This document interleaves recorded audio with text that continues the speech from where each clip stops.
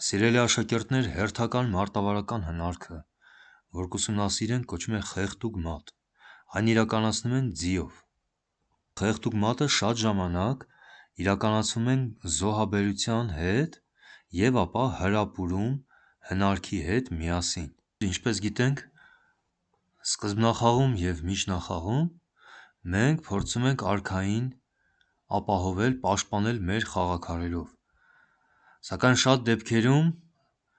լինում է այնպես, որ բազմաթիվ խաղաքարերը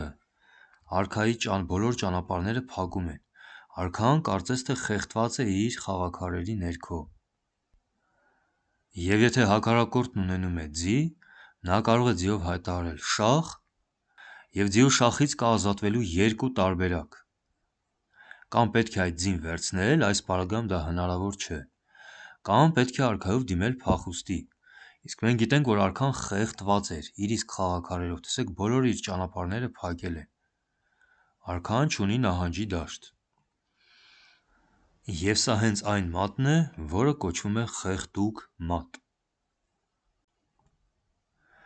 Որովհետև արքան իր խաղաքարերով խեղդված է։ Իսկ ձին ունակ է այլ խաղաքարերի վրայով ցատկել և հարձակվել հակառակորդի արքայի վրա։ Երևի թե այսպես, կամ այսպես։ Սույն օրինակում արքան շրջապատված էր զինվորներով, սակայն արքան ունի քայլելու դաշտ, և եթե մենք խնդրենք նավակին զբաղեցնել այդ դաշտը, արքան կհայտնվի խեղդված վիճակում։ Հիմա ինչպես կարող ենք նավակին հրապուրել ժեութ, որտեղ նա կփակի արքայի վերջին քայլելու հնարավորությունը։ Դա կարելի է անել զոհաբերությամբ։ Այս պարագայում թագուհի ժեութ շախով, թագուհի ժեութ շախ, շախից ազատվելու համար թագուհին արքայով չենք կարող վերցնել, քանի որ ձին է պաշտպանում, կվերցնենք նավակով։ Եվ մենք ստացանք մեզ համար նախընտրելի դիրքը։ Սև արքան շրջապատված է, խեղդված է իր իսկ խաղաքարերով։ Եվ ձին, ինչպես արդեն գիտենք, F7 քայլով կարող է հայտարարել շախ և փաստորեն մատ։ Արքան նորից չունի նահանջի դաշտ, իր խաղաքարերը խանգարում են, և ոչ մի խաղաքար չի կարող հարվածել մեր ձիուն։ Շախ և մատ։ Ուրեմն, մենք տեսանք, որ խեղդուկ մատ հայտարարելու համար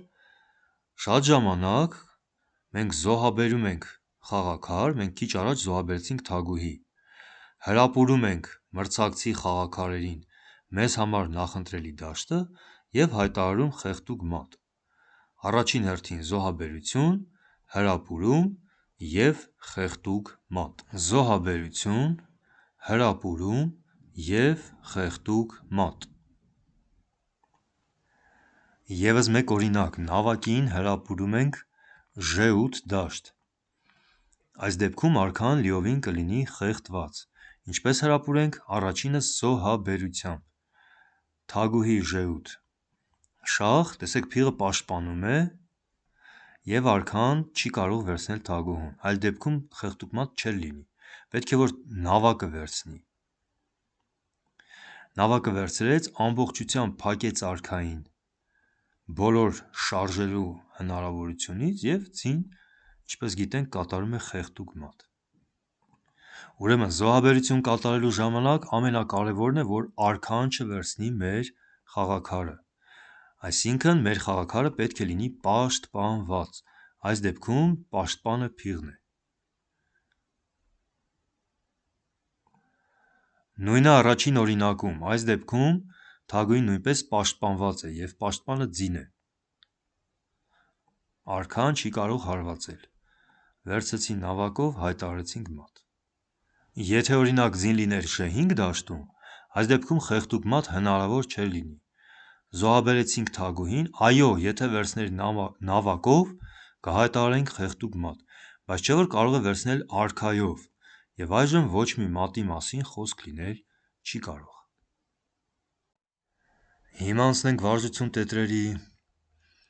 խնդիրներին, ինչպես Սասունցի Դավիթը Մսրա Մելիքին։ Տրամագիր 1-ում մատ հայտարարենք մեկ քայլից։ Արքան շրջափակված է իր խաղաքարերով և ձի ու հմուտ ցատկով խեղդուկ մատ, ձիև և մատ։ Տրամագիր 2-ում խաղում ենք սևերով, մատ հայտարարենք երկու քայլից։ Հիմա նավակին հրապուրենք Ժ1 դաշտ, դա հնարավոր է անել զոհաբերությամբ, և այս դեպքում զոհաբերությունն արդարացված է։ Թագով հայտարարեցինք շախ, արքան չի կարող վերցնել թագուն, սա շատ կարևոր է։ Մեր թագուհին պաշտպանված է։ Այս դեպքում սպիտակները ստիպված են վերցնել նավակով, արքան շրջափակված է իր խաղաքարերով, խեղդված է, և ինչպես գիտենք, ձին կարող է այդ հանգամանքից օգտվել։ Ձիև 2 և մատ։ Առաջին քայլով գրում ենք բազմակետ, ցույց տալու համար, որ խաղում ենք սևերով, թագուհի Ժ1 շախ, ահա այս քայլը, երկրորդ քայլը նավակը վերցնում է Ժ1 և երկրորդ քայլի շարունակություն ձիև 2 մատ։ Եվ տրամագիր 3-ում սպիտակներով մատ 3 քայլից։ Այստեղ տեսնում ենք բացարձակման նախադրյալ, և որպեսզի բացենք թագուհու ճանապարհը շախով, այո, դա կարելի է անել ձի ու ցանկացած քայլով, բայց եթե մենք ձիով ցատկենք a6 դաշտ, շախը կլինի կրկնակի 1 և 2։ Իսկ կրկնակի շախի ժամանակ մենք հիշում ենք, որ բոլոր խաղաքարերը սառչում են, և մրցակիցը պետք է խաղա միայն արքայով, միայն։ Այս պարագայում արքան կարող է նահանջել միայն a8, և ստեղծվեցին խեղդուկ մատի նախադրյալներ՝ զոհաբերություն, հրապուրում և խեղդուկ մատ։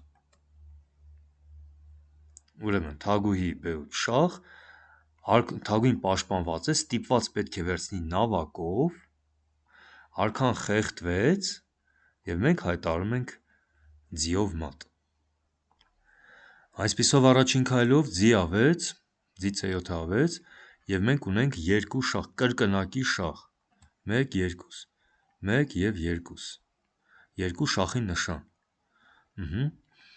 Սևերով արքա a8, երկրորդ քայլով թագուհի b8 շախ, զոհաբերեցինք թագուհին և համոզվեցինք, որ ձի ու a6 նահանջը շատ ճիշտ էր, որպեսզի ձին a6 դաշտից պաշտպանի իր թագուհուն, որպեսզի արքան չկարողանա նրան վերցնել, այս դեպքում խեղդուկ մատ հնարավոր չէ,